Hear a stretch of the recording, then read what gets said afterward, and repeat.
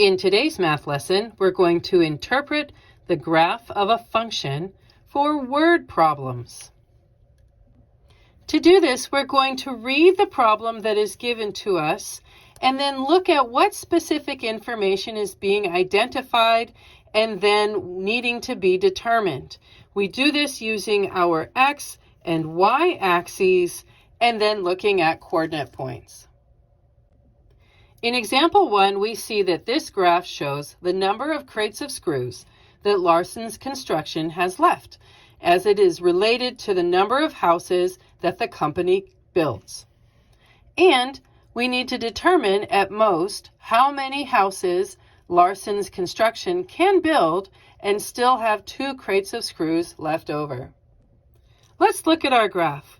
So we see here on our graph that the x-axis, the horizontal axis, is showing us the number of houses, while the y-axis, the vertical axis, is showing us the crates of screws that are remaining.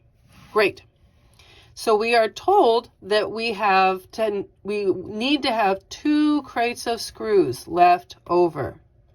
So left over, that is the same thing as saying remaining.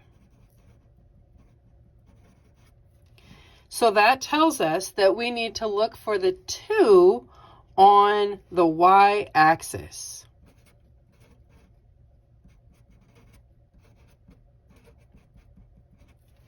So here is the 2,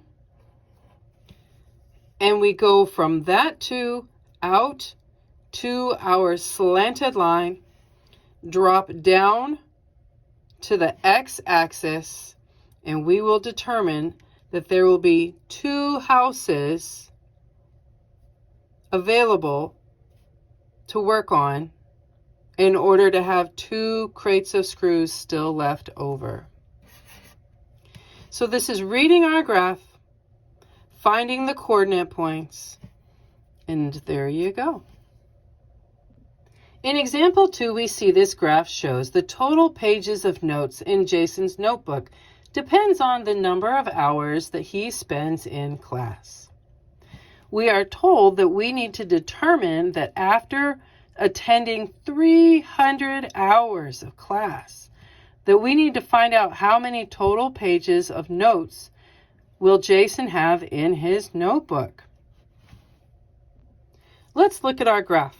The horizontal axis is the x-axis, and that is the time in hours in class. The y-axis, the vertical axis, is the number of pages left in his notebook. So, let's see. Actually, the number of pages that he's used in his notebook. Let's get that right. All right. So we are told that he has attended class for 300 hours. That's a lot of class. So if it's hours, we see our axis, that is hours, and thus we look for 300, which is right here. We come up from the x-axis to our slanted line, bump into it, and head over left to our y-axis, and find that he's only used 300 pages in his notebook. 300 total pages. And there you go. In example 3, we see that this graph shows the number of spools of thread that Blanca has left is related to the number of dresses that she sews. We are asked how many dresses can Blanca sew at most and still have 9 spools of thread left. Let's look at our graph. The horizontal axis, the x-axis, is the number of dresses sewn, while the vertical axis, the y-axis, is the spools of thread remaining. So we are told that we need to look and examine how many spools of thread left, 9 of them specifically. So remembering that this word left is the same as the word remaining. So let's look at our axis that discusses remaining. That would be the y-axis.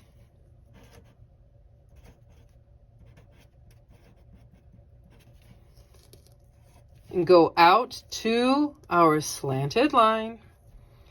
Drop down to the x-axis. And we see that if she has 9 spools of thread left, then she has only sewn 1 dress.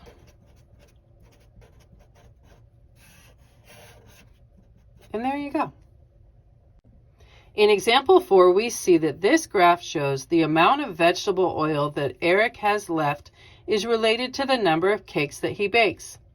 We are asked up to how many cakes can Eric bake in order to have 50 tablespoons of vegetable oil left. Let's examine your graph.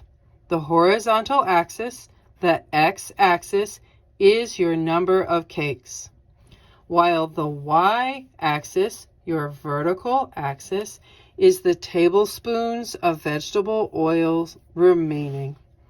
Okay, so we are asked about having 50 tablespoons of vegetable oils left. And remember, this word left tells us that we are looking at things that are remaining.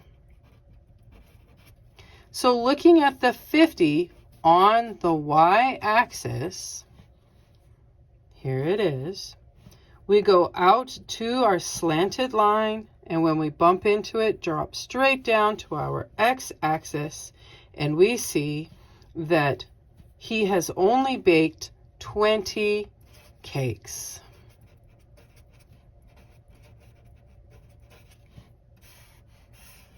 And there you go. On our 5th and final example, we see that this graph shows how the total number of hats that Rosa can knit relates to the number of skeins of yarn that she buys. And we are asked, after buying a total of 20 skeins of yarn, how many hats can Rosa knit in all? Let's look at our graph. The horizontal axis, the x-axis, those are the skeins of yarn bought. While the vertical axis, the y-axis, those are the hats that she has knitted. Okay, so that we are told that there are a total of 20 skeins of yarn that she has bought. So bought 20 means that she has those, and that is on the x-axis. So we find 20 on the x-axis, go up to our slanted line, bump into it, make a hard left over to the y-axis, and that means that she has knitted 20 hats thus far. And there you go.